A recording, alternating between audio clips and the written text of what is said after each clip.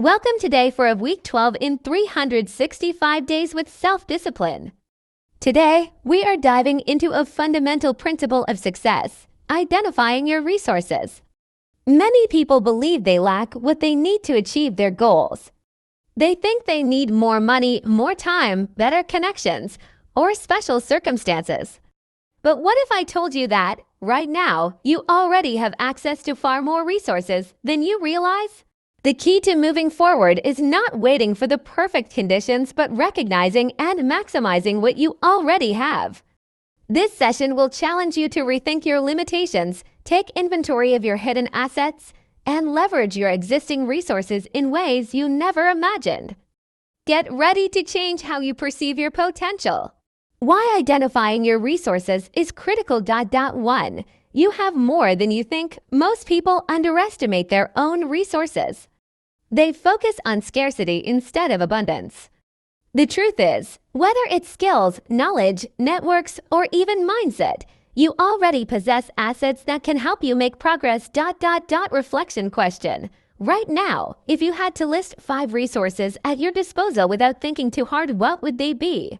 2. Success is about maximization, not just accumulation. Highly successful people don't necessarily have more resources. They simply know how to use them better.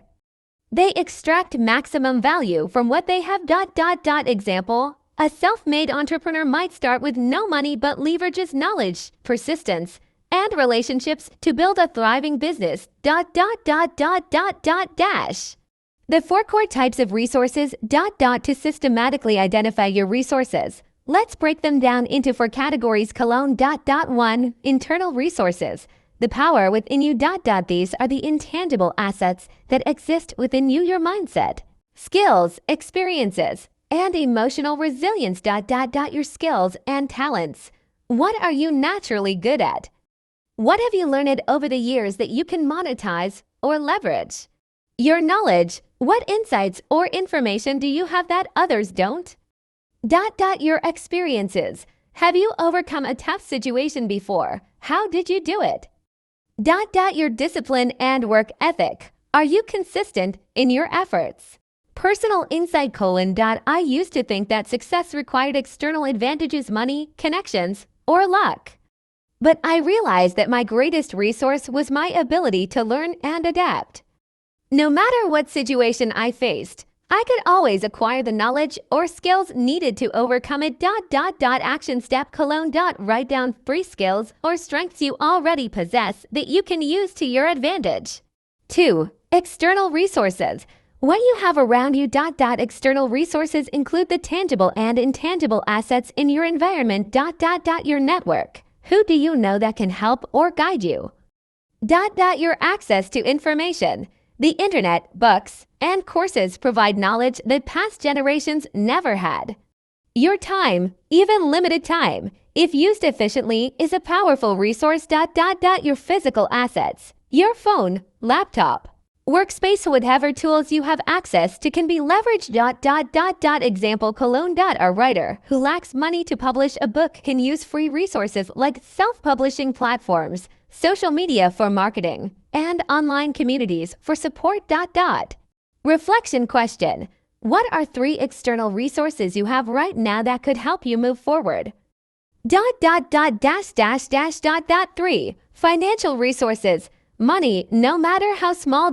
Many people believe they need a lot of money to start something new.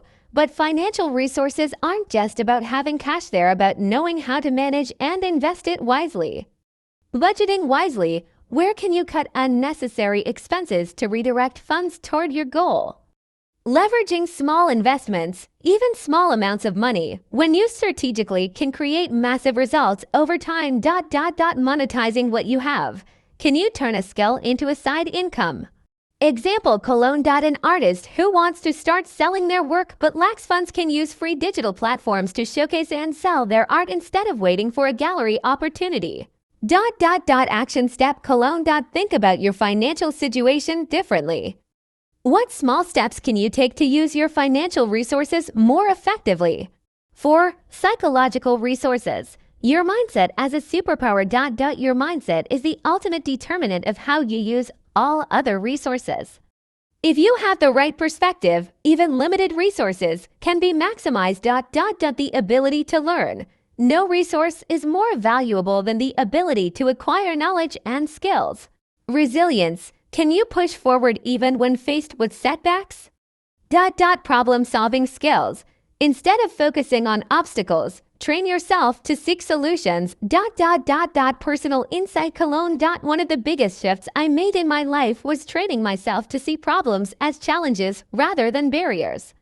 Instead of saying, I don't have enough resources, I started asking, how can I make this work with what I have? That simple shift in thinking changed everything. Reflection question: How often do you focus on limitations rather than possibilities? How can you shift your mindset to be more resourceful? Actionable strategies to maximize your resources. 1. Audit your resources.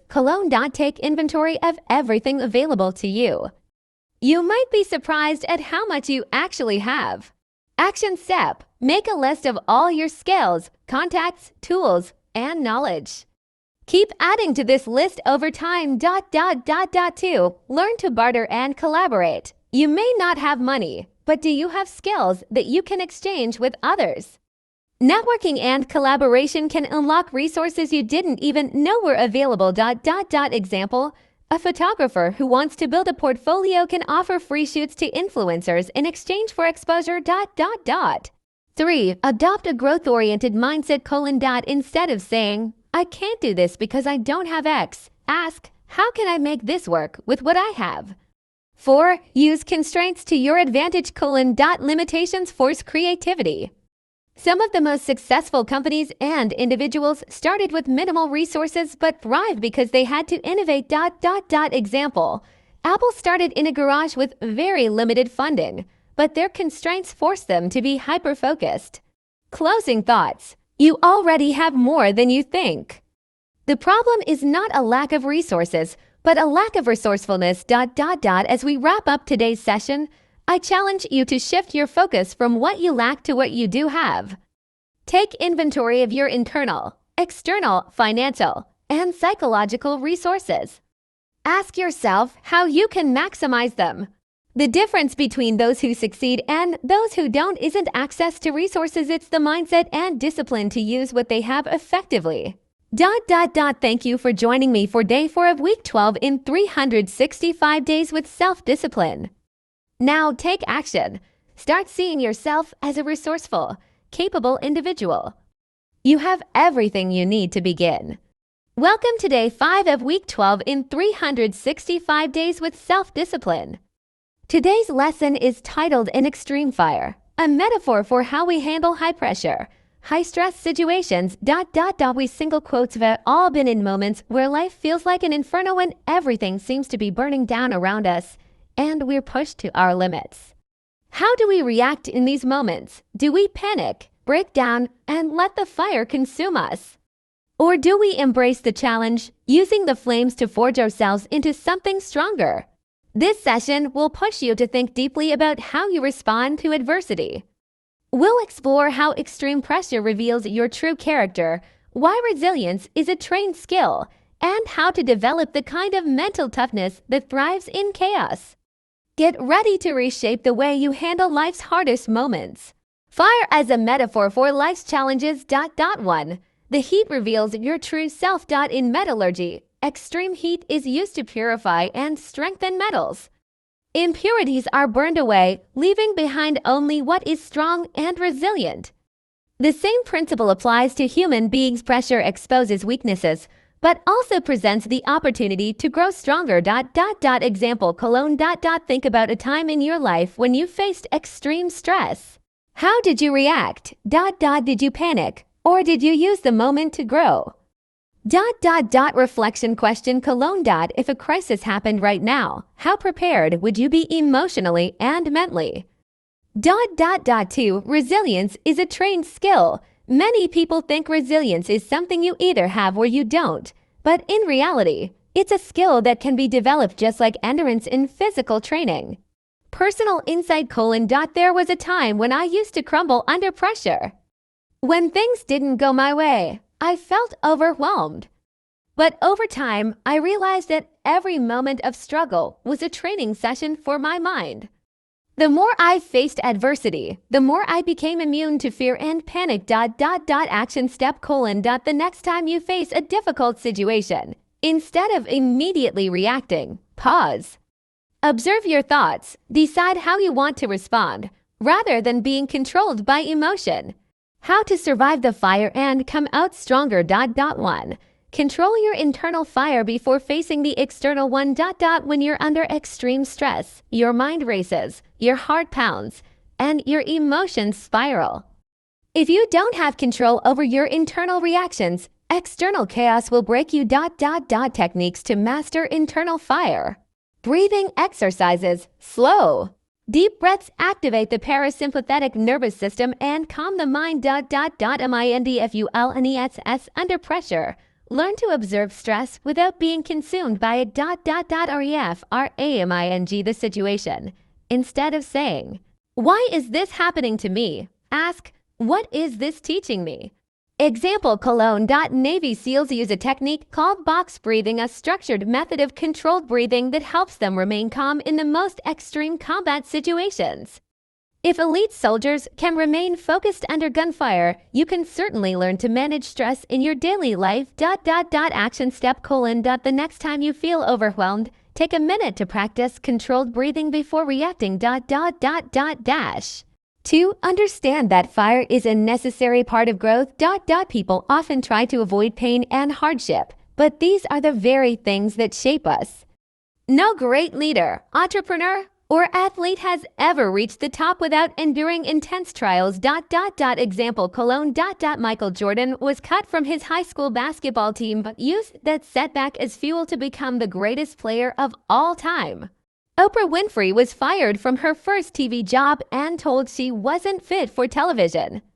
She later became one of the most influential media figures in history. Reflection question: what is one failure or setback that shaped you into who you are today? Action step: instead of avoiding difficulty, start seeking it. Push yourself into situations that challenge you.